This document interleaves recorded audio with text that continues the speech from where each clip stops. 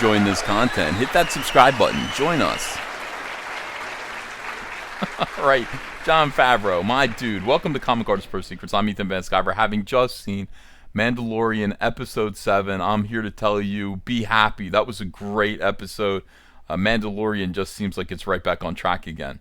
And of course it is. It was directed by Deborah Chow, who directed Episode 3. A lot of people considered Episode 3 to be the best episode thus far of the series.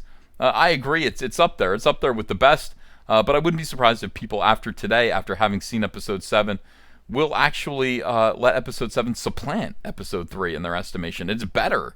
Deborah Chow, Asian woman, does not want to be defined. According to an interview that I read, she doesn't want to be defined as a female director or an Asian director. She just wants to be called Star Wars director.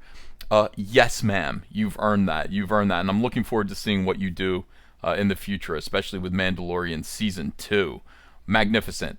Now, the good news is, and the really great news is, that she was assisted by a script from Jon Favreau, who knows how to write a story, who knows how to write these characters. I can't tell you, I mean, just the sense of competence that Jon Favreau brings to this show and to Star Wars, and it's something that's badly missed. Jon Favreau is doing for Star Wars what J.J. Abrams couldn't do on his best day. If J.J. Abrams dreamed about doing Star Wars better than Jon Favreau, he'd better wake up and apologize. Favreau is rocking it, and he should be. Jon Favreau should have been where J.J. Abrams is now from the very start. I think we would be in a different spot with Disney Star Wars had that been the case. I am so pleased with Jon Favreau with this show. He hooked up a great, awesome episode with a good premise that gets the show back on track again. There is a plot again. Now, people actually said, Ethan, why didn't you do a review for Episode 6? I just didn't have the heart to. I was losing faith in the show. After Episodes 4, 5, and then 6, 3 episodes in a row that just seemed to me to be kind of one and done. Old-fashioned, just a single story, okay? Just a singular story that doesn't move forward any central plot. I was kind of getting discouraged, and people were saying, no, Ethan, remember the A-Team? Remember the Incredible Hulk? What the hell was the Incredible Hulk about? It was just Bill Bixby walking from town to town, getting his ass kicked and then becoming the Hulk and fighting, beating people up, and then having to sadly walk down the street again to the next town. There was no central story. Well, that's not good enough for 2019, 2020. We have 8 very expensive episodes of a show, and I really would like it to be episodic. I'd like to know what the point of this is. What is Mandalorian trying to do with Baby Yoda? Where does he need to go? What does Baby Yoda need? And where are we going from here? What is our goal? What is the goal of the story? Where are we trying to get? And then I want to see us moving towards that. I want to see the plot move along from episode to episode. Now, for 3 episodes, we were kind of stuck in the mire, and I was a little bit, even though I enjoyed the episodes, I thought they were fun, they just weren't making me want to watch the next one. They kind of the problem with these one-and-done episodes is that they kind of dump you out, and they say, that's it, you're finished. This one, Episode 7, has a cliffhanger that is going to force you to come back and watch Episode 8, and that's a good thing, because we're going to need something to think about and some Star Wars to chew on as we endure Star Wars Episode 9 that comes out tomorrow, Thursday, and it already has a 57% on the critical Rotten Tomatoes. It's just there's a splat. Is this the first splat for a Star Wars film? 57% for Star Wars? Are you kidding me? It's insane. The reviews are terrible for this movie, and it feels like Star Wars is dead, or it would be, were it not for the beloved saintly Baby Yoda. Praise his name. Praise be the Baby Yoda's name.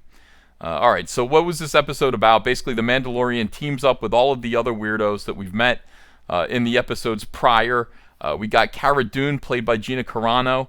This character is a cross between Xena, Warrior Princess, and Wonder Woman. They even kind of rip off a Wonder Woman kind of moment in this episode. We see her in a bar kind of fighting a huge man, and they're tied together with an electric rope, and he punches her across the face as hard as he can. She goes flying but gets up with a smile, like she enjoyed it. Straight out of the Justice League movie when Wonder Woman... Well, no, it was Batman Superman, right? Batman v Superman, where they're fighting Doomsday. They're trying to imitate that kind of thing for Gina Carano's Cara Dune character.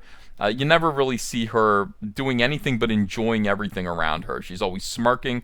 She's always confident. She doesn't seem to put much thought into anything, and she just kind of goes with the flow, I guess. That is her character. We're not going to see her troubled. I'm not going to say she's a Mary Sue, but she is Xena Warrior Princess. Let's see. We also got IG-11, who has been reprogrammed by our Ugnaught friend from episode 2. And he is now a manservant. He is making tea for people. And, look, the Mandalorian isn't crazy about droids. He doesn't trust them. How can you trust an automaton like that? But we do trust the Ugnaught. And the Ugnaught says, look, he doesn't want to kill the baby Yoda anymore. Even still, the Mandalorian wants to keep his eye on IG-11. So we also have the Ugnaught with us, and of course Baby Yoda, and we are going to meet up with Greef Karga. I like the name Greef Karga. Grievous, Karga, Cargo. It's almost like a heavy burden on your back. It's a problem. These characters are very kind of well named. We're going to meet up with him because he wants to make a deal with us. Supposedly, we're going to go and kill the former Imperial officer who wants Baby Yoda, who originally arranged for the bounty. Otherwise, they're going to be chasing Baby Yoda all over the galaxy forever. That is the plan, and it goes awry. Of course it goes awry. I'm not going to give too many spoilers here beyond that, but it ends with a wonderful cliffhanger and a sad moment. We say goodbye to a few characters. Thank you, Werner Herzog, for your service. What a fantastic show. Just a great episode. And this is what it's all about. We're talking about Mandalorian and what it actually means. I have a feeling that Baby Yoda, the child, represents George Lucas's Star Wars. I have a feeling that the Mandalorian represents us. Represents the audience that cares about Star Wars, that's been purchased by people who don't necessarily have its best interest at heart, and they're chasing it down. They want to clone it, they want to bootleg it, they want to do whatever they want to do with it. Some people wanted to kill it, and here we are. We're protecting Baby Yoda. It's almost like a Quentin Tarantino-esque fantasy. What if we could have gone in and rescued Star Wars from Disney? That would have been a nice thing, and we wouldn't be where we are right now, with Star Wars Episode 9 about to premiere and devastate everything that George Lucas built. It is very sad, very touching. So this episode, to me, again, 10 out of 10. I'm going to give it a 10 out of 10. It was a perfect episode, the best one so far, and I'm really looking forward. I'm anxious to see the next episode close out. Now, the next episode is being directed by Bryce Dallas Howard, who is my least favorite director so far. But I'm hoping that Jon Favreau is going to finish the script for this two-parter, and I'm interested to see where he takes it. So let me know what you thought of this episode in the comments below, and what are your expectations for Star Wars Episode 9 right now? Is Star Wars dead, or can The Mandalorian kind of... is this the future of Star Wars at this point? I got to tip my hat to Jon Favreau. You're a hero, sir. Love your work. Loved Iron Man. I'm so happy that you're doing this with Star Wars. Let me know in the comments below. Like, subscribe, share this video, and I'll see you again later with another video. Bye-bye.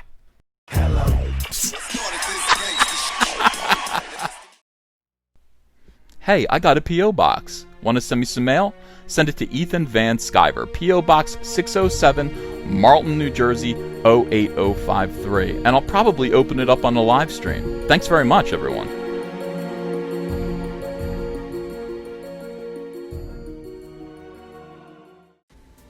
Hey, you want to follow me on Twitter? Are you sure? Well, if so, I'm at Ethan Van Sciver. That's at Ethan Van Sciver. See you there.